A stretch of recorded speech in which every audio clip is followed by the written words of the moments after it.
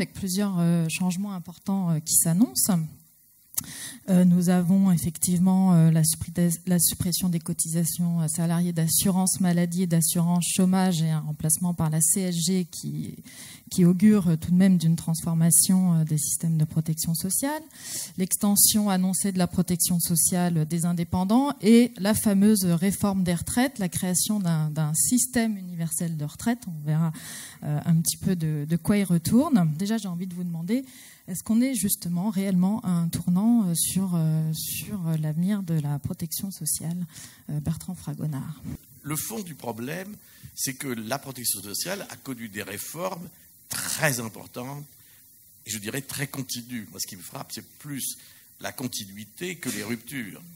Si vous regardez les deux grandes réformes, la réforme des retraites, en gros, si vous relisez aujourd'hui le rapport de Michel Rocard, vous trouverez une extrême continuité. Ça ne veut pas dire que le concept d'un régime par points ne va pas introduire des éléments très, très, très, très novateurs. Mais vous vous inscrivez dans une continuité dont on voit la profonde logique. Ce que j'ai en tête sur la possible réforme, on va dire, des retraites, c'est pas tellement un tournant, une rupture. C'est d'abord essayer de redonner une voie stratégique d'un pilotage plus global, plus cohérent, dans lequel les anticipations des évolutions démographiques sont de façon très transparente prises en compte dans l'évolution du système. Et ça, pour moi, c'est peut-être un tournant, mais ça ne sera pas en tout cas une rupture par rapport à ce qu'on a vu depuis une trentaine d'années. On va essayer de revenir sur la retraite.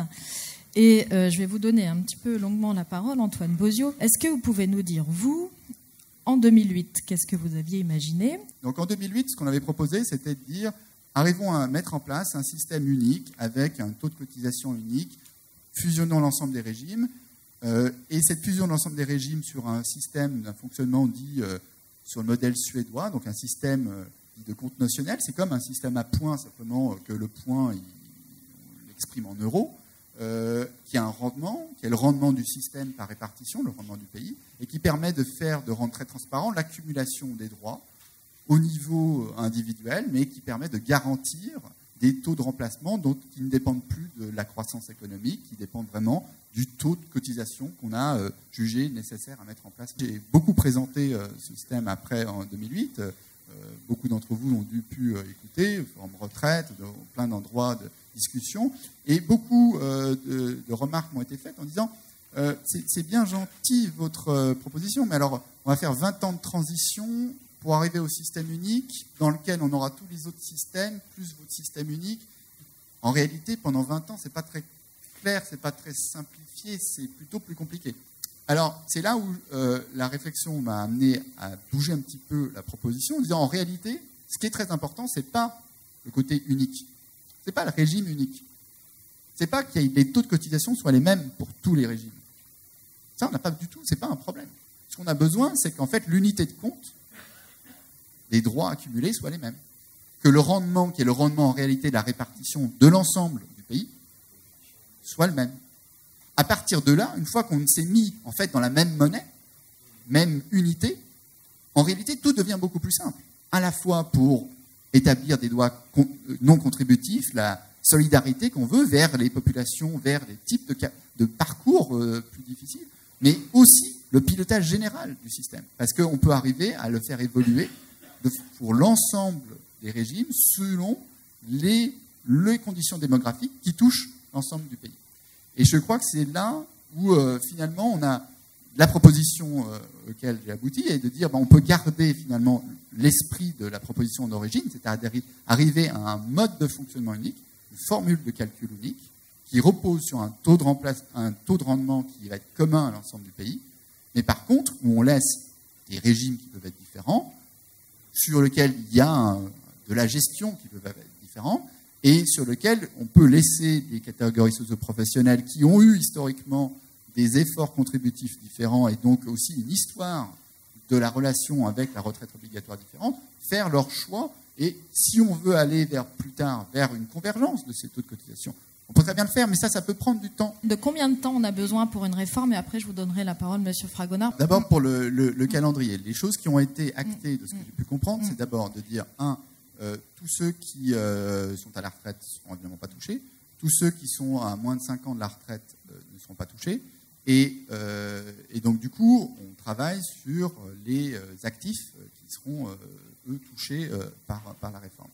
L'autre point important qui a été acté, c'est qu'il ne va pas y avoir de précipitation à la mise en place de cette réforme, parce qu'il y a des travaux préliminaires à faire très importants et qu'il est nécessaire de prendre le temps. Donc, c'est une réforme d'un quinquennat et qui ne sera pas aboutie en quelques mois. Et donc... Moi, j'étais très séduit par l'horizon idéal correspondant à votre schéma de 2008. On avait beaucoup travaillé à l'époque aussi. Parce que, effectivement, quelque part, un régime unifié, cohérent, est une condition à l'adhésion des gens. On voit bien dans le débat public l'énervement qui prend les uns et les autres quand ils comparent les différents régimes de retraite. Et quand on regarde les absurdités qui sont véhiculées dans les journaux sur l'inégalité, par exemple, entre les fonctionnaires et les salariés du privé, on est confondu. Donc l'idée d'un régime unique, clair, c'est effectivement une ambition que je partage. Je partage la même interrogation dont vous avez fait état, qui est que faire de la convergence, c'est extrêmement difficile. Alors on peut toujours faire par génération, ce qu'on a su faire sur les réformes traditionnelles, on peut y aller doucement, mais ça a l'inconvénient d'entretenir pendant la phase de transition une zone instable, et dont on n'est pas sûr que finalement les promoteurs de la réforme tireront bénéfice, et le pays n'en tirera peut-être pas bénéfice. Donc peut-être est-il raisonnable, effectivement, de revenir sur des choses plus crédibles, dont, au demeurant, il faut souligner l'extrême difficulté. Parce que quand on regarde la convergence de nos régimes de retraite, premièrement, on a su faire des régimes de compensation entre régimes à peu près honorables. On a peu à peu fait converger certaines règles, mais il reste des écarts considérables. Les réversions, c'est quand même un élément extrêmement important.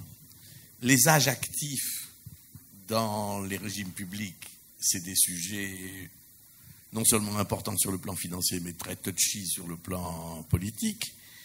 Et on va peu à peu, à travers l'exercice que le gouvernement va engager, je l'espère, on va voir ressurgir toute une série de questions sur lesquelles il faudra parallèlement trancher. Comment on arrive à l'équilibre dans le système que vous proposez? Il y a des choses qui ont été faites, des mesures quand même de convergence entre les régimes au fil du temps, des choses qui ont été faites pour harmoniser les régimes de retraite et puis rendre plus fonctionnel et plus lisible le système pour ses usagers. Est-ce que ce n'était pas suffisant? Est-ce qu'il faut vraiment aller plus loin? Il y a toute une évolution qui a eu lieu, et ici vous la connaissez bien, parce que l'unification de l'ARCO, la convergence entre la GRP et l'ARCO, d'une certaine façon, c'est dans le même mouvement. Le deuxième point, c'est qu'effectivement, il y a une liste très très longue, technique, de points à résoudre. En pratique, comment on fait? C'est pas vraiment du pilotage automatique, il n'y a pas de pilotage automatique. Il y a toujours des décisionnaires et des